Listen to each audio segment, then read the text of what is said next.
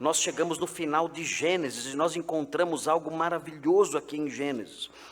No finalzinho, no capítulo 49, quando Jacó, filho de Isaque, neto de Abraão, pronuncia as bênçãos aos seus descendentes, aos seus filhos. Ele diz no capítulo 49, versículo 10, ele fala de um rei em particular. Ele fala de um rei específico.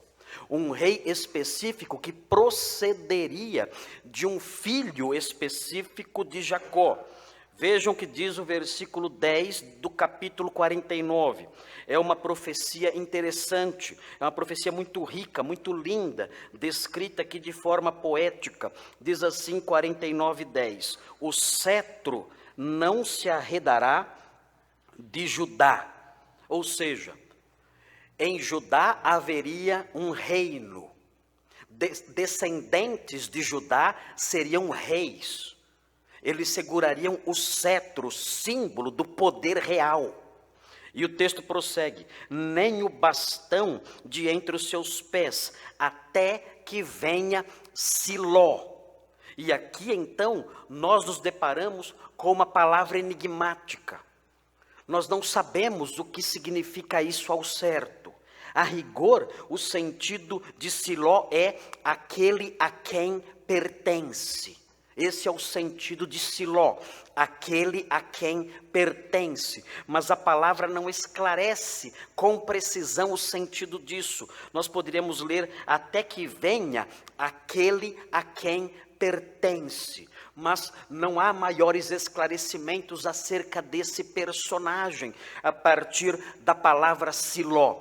Nós cremos que esse, de quem fala o texto aqui, aquele a quem pertence, é o grande rei que seria procedente de Judá e que é o nosso rei Jesus Cristo. Nós cremos que aqui existe uma profecia acerca da origem do Messias, do Redentor, que viria da tribo de Judá. O texto diz: o cetro não se arredará de Judá, nem o bastão de entre seus pés, até que venha Siló. Agora notem, ainda que seja enigmática essa palavra, Siló, nós temos explicações, não do termo, mas do que vai acontecer sobre esse que é chamado de Siló. Ou que vai acontecer no reinado desse que é chamado de Siló. O texto diz: e a ele obedecerão os povos. Ou seja, é um reino universal.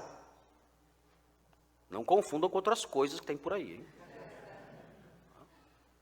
Nós estamos aqui diante da promessa de um governo universal, mundial.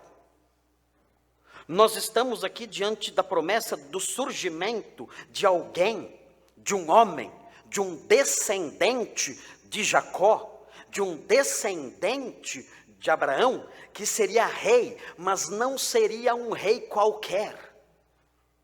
Seria rei sobre as nações, diferente dos príncipes procedentes de Ismael, diferente dos reis procedentes de Esaú, mas um rei distinto, governando os povos todos. Nós temos aqui.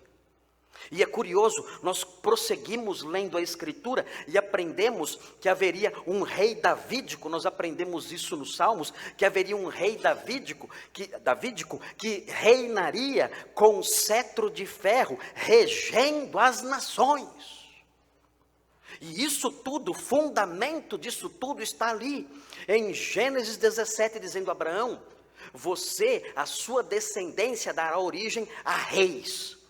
E aqui nós vemos isso atingindo o seu apogeu, um rei universal, mundial. O texto prossegue e fala mais sobre esse reino. É um reino maravilhoso. Algumas pessoas espiritualizam esse reino, falam que está acontecendo agora, tolice. Esse reino ainda vai acontecer. Quando o Senhor Jesus voltar, Ele vai estabelecer o seu trono numa Jerusalém restaurada e governará todas as nações com um cetro de ferro. Nós aprendemos isso nas Escrituras. E o texto aqui de Gênesis 49 diz: esse que é chamado de aquele a quem pertence, esse rei que procede de Judá, o texto diz, ele amarrará o seu jumentinho à vide. Vejam, um rei de poder universal, ele não tem um grande cavalo, ele tem um jumentinho. Ele é um rei de paz, é um rei humilde. E vejam o que ele faz, ele amarrará o seu jumentinho à vide. E o que significa isso? Significa que além de ser um rei pacífico, um rei humilde, manso de coração, o seu reinado será um reinado de muita riqueza. Porque o jumento come tudo. Você pode amarrar o jumento em qualquer lugar, mas se você amarrar ele ali numa vide, ele vai comer a vida inteira. Destrói toda a vide. Mas isso é uma indicação de que haverá tanta riqueza, tanta grandeza no seu reino, que ele amarrará um jumento à videira, sem se importar.